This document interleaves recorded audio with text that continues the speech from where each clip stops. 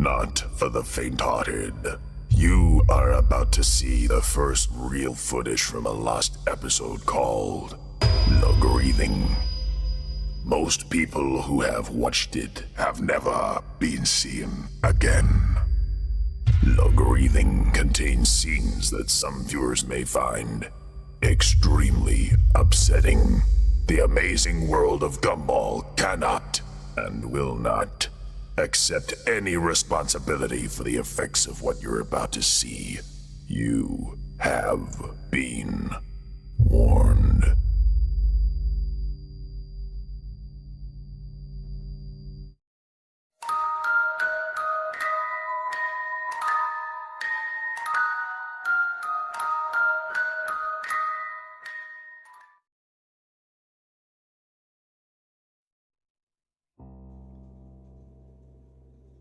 I've always loved Cartoon Network. When I was growing up, it was my favorite channel to watch. Even today it has some good shows, like Adventure Time and Regular Show. One of the newest shows on the network, The Amazing World of Gumball, is a cute and mildly entertaining show. Not really my cup of tea, it's a little immature, but my little brother seems to like it quite a lot. One day, I was watching Adult Swim when I realized that I'd been up so late that I haven't even kept track of time. It was already 4 a.m. I don't recall ever watching TV this late, so I stayed awake to see what would happen when it ended.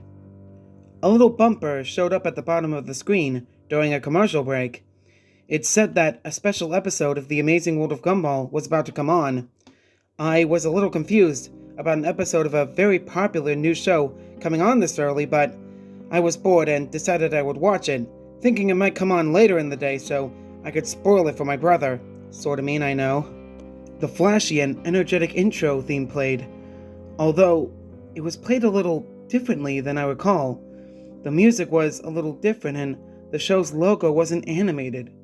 Its colors were done rather sloppily as well, almost like something a little kid would do on a doodle board or glow board. I ignored it, assuming that it was done just for this special episode. The title of the episode was The Grieving. Sort of a sad title, but I didn't really pay too much attention to it. It began with Gumball, the show's 12-year-old protagonist, standing alone, facing a corner of his dimly lit classroom. He looked absolutely miserable, a far cry from the cheerful demeanor he usually had. There was no one else in the room, not even his best friend and adopted brother, Darwin the goldfish, and the windows in the room clearly showed the night sky outside. I was really starting to get confused now. Why would he be at school at night? And why was he standing in the corner all sad and alone? After about what seemed like a minute of Gumball standing somberly in the corner, the scene suddenly changed. We were in Gumball's house once again.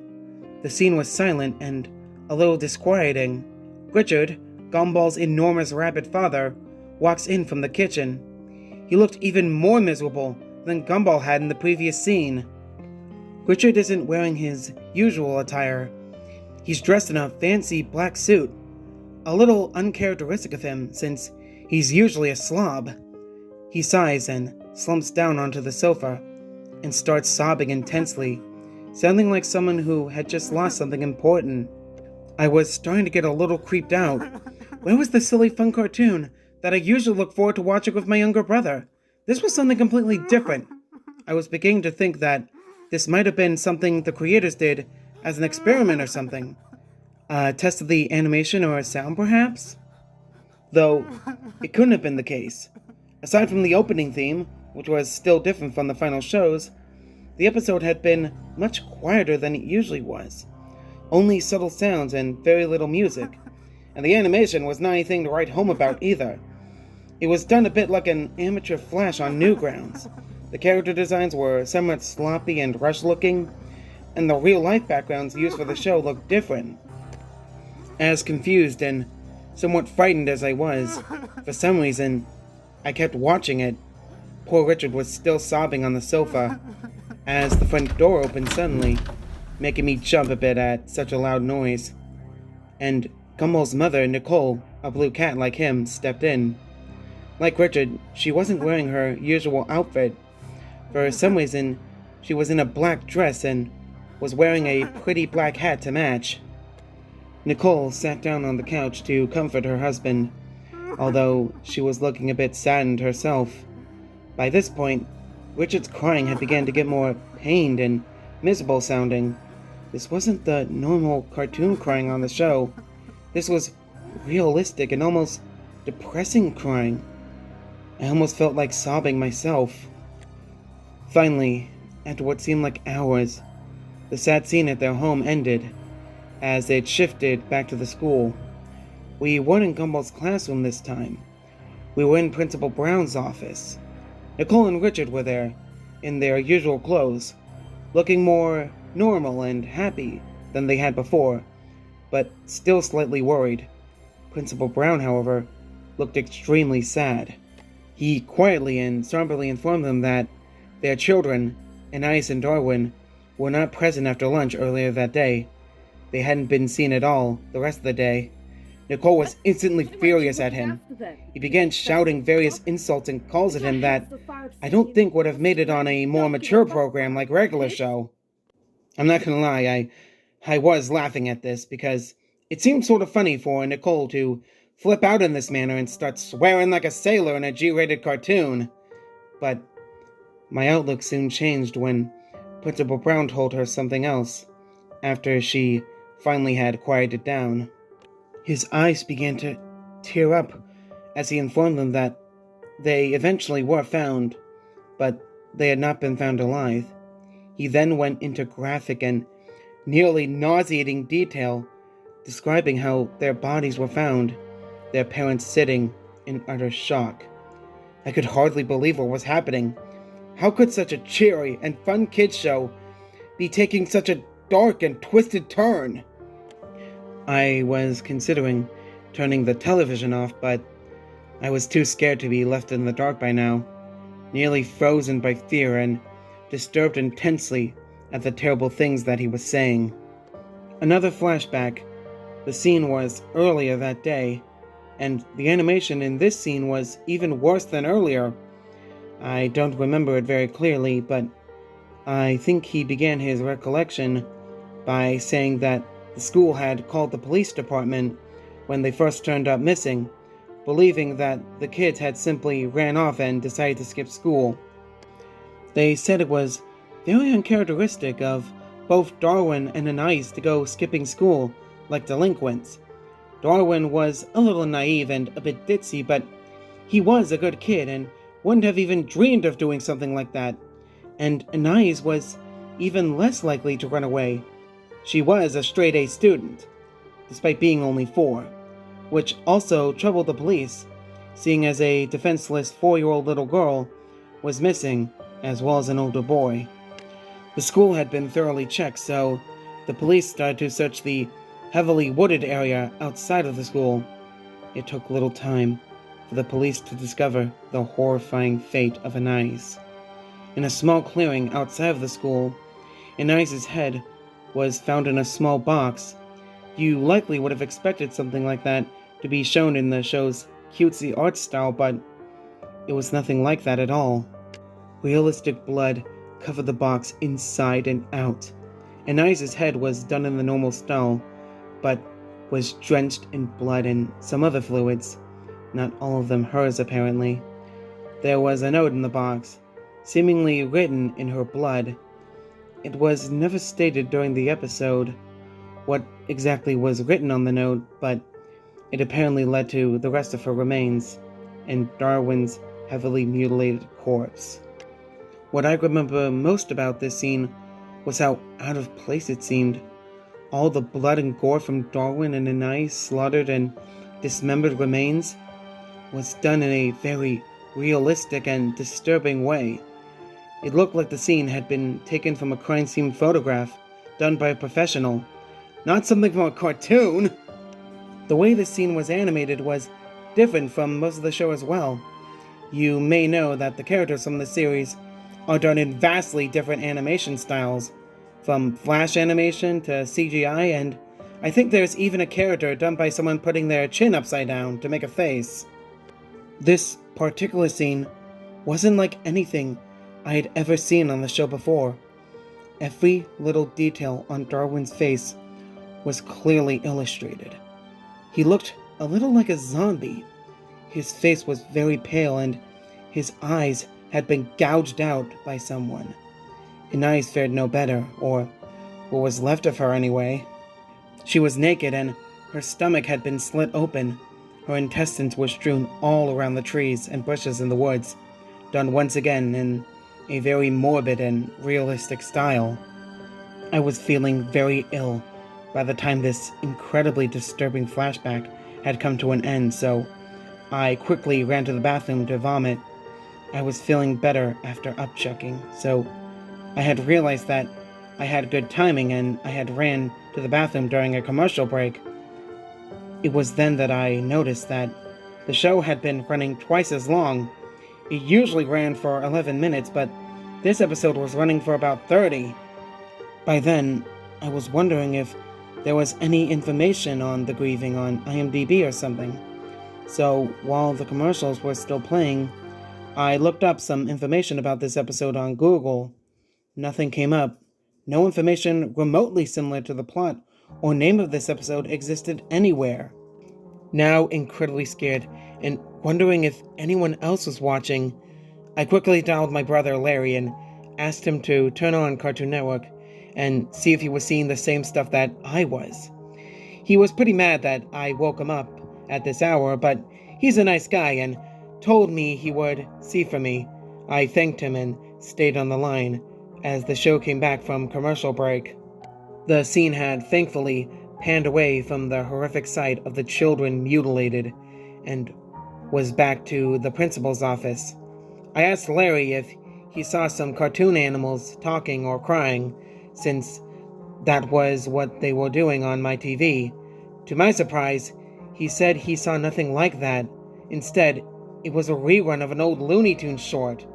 In utter shock, I dropped the phone and ran over to the TV to turn it off, and as hard as I pressed the buttons, it would not shut off at all. I tried every single button. None of them did a thing. I tried unplugging the whole thing as well, but nothing worked. The TV stayed on no matter what. Larry had hung up. I assumed that he thought I was playing a joke or something, and I was alone once again. My door was locked from the outside somehow, and the door to my bathroom was now locked as well. It seems that I had no choice but to call the police, since my other family members were gone that night. It was the reason I could stay up so late to watch Adult Swim in the first place. When I hurriedly dialed the number, I accidentally dropped my cell phone into my cup of Pepsi. I was very scared, and I had no choice but to finish the episode. I turned on all the lights in my room and got under the covers, hiding like my little brother does when I make him watch scary movies with me. I had apparently missed a little bit, but Gumball's parents were still talking to Principal Brown, so not that much. Nicole was asking him if Gumball was alright, apparently since she hadn't remembered him when Principal Brown told her what happened to Darwin and Anais. He looked slightly confused and shocked for a moment, and explained to her that he thought Gumball was out sick today and he had spent the day at home by himself with a stomach bug. Nicole screamed and wailed, while Richard quietly told him, in a very out-of-character voice, that they thought they saw Gumball get on the bus this morning, but it didn't seem that way. The police were called once again to search the building and the small forest outside of Elmore Junior High. They found him in Miss Simeon's classroom, hanging by a noose, with a blood-covered knife behind him and blood covering his clothing. The episode ended with a shot of Gumball's dead body hanging there in the corner, fading to black. The credits rolled silently, not like the usual way Cartoon Network annoyingly airs a promo that squishes half the screen. These credits rolled unusually slow, and they weren't that fun to watch either. A little creepy, just plain white text scrolling on a black background. I only recognize Ben Booklet's name, as he was the creator of the show. The rest were people I'd never heard of. The copyright notice at the end said Cartoon Network Studios 2001, which was incredibly odd, seeing as the show was new for 2011. After all that was over, the screen went to static for a split second, during which some incredibly creepy and shocking video clips were shown between static intervals. I can still remember them all very clearly. The first was a picture of a person in a plague doctor outfit. Those always scared me for some reason, and the way the person in the suit was filmed was just as bad. A red light, something that freaked me out incredibly, was shone over the clip. The next was what seemed like a video being played very quickly, over and over, of a kitten's face being squished by a woman wearing high heels, which was strange because a so-called friend of mine sent me a picture yesterday of a cat being stepped on and killed, similar to the kitten in the video. The last one was the one that disturbed me the most and made me want to both cry and vomit my guts out. It was my little brother, or at least a small child who looked very similar to him, being shot in the face by a person who looked just like my father. You could clearly see the child's brains and blood splatter on the wall. I began to sob uncontrollably after that traumatizing clip, so much that I passed out. When I woke up, my door was unlocked and my television was turned off. I went to call the police on the home phone in my kitchen and report that I had seen some very disturbing things on TV and that my doors had been locked. When they arrived, they could find nothing like what I remembered from early this morning. My internet history was even cleared. They were angry at me and just assumed that I had had a bad nightmare. But I was sure I hadn't. Thankfully, one of the officers felt bad for me and took me out to a small diner so I could recollect my thoughts. At the diner, I remembered that my family was out visiting my aunt, and they were supposed to be back by noon or so. It was already 11, so the officer and I drove back, only to find a whole squad of police cars and even some government agents at my house. They explained to me that my little brother was missing and that my mother and father were major suspects. I was freaking out and trying to tell them about the disturbing clip of the boy who looked like my brother being shot in the head, but they wouldn't listen. I stayed with my older brother Larry, who wouldn't believe me either, still insisting that all he saw was an old Looney Tunes cartoon, and nothing at all creepy or weird.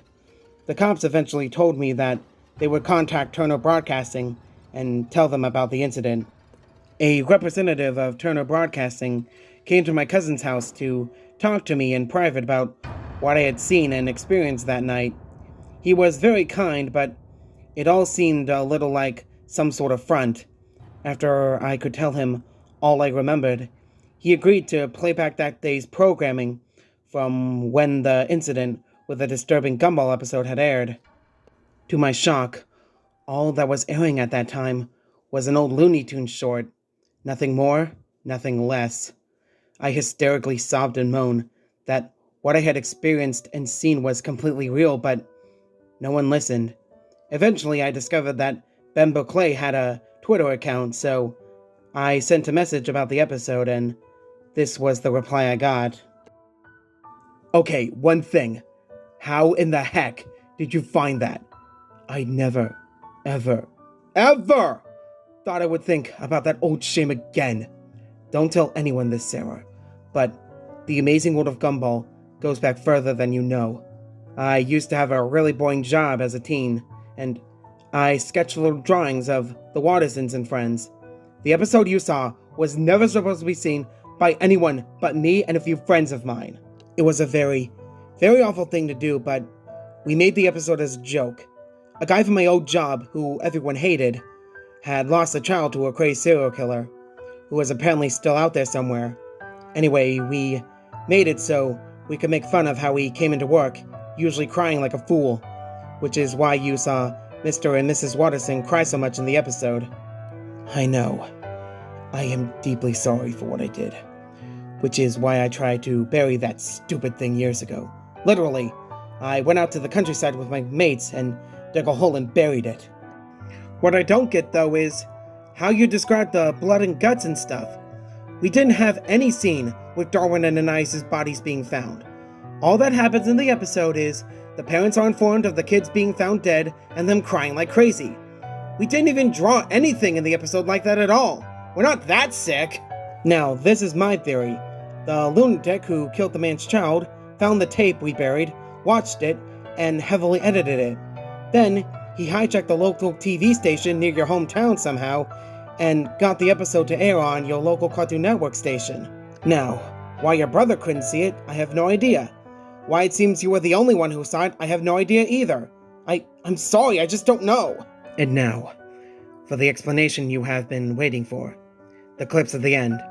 I don't know, I don't. I'm deeply sorry from the bottom of my heart, but I don't know why those clips were aired. I just don't. I'm sorry, I really am, but me and my mates are just the ones who made those scenes with Richard and Nicole crying, that's it.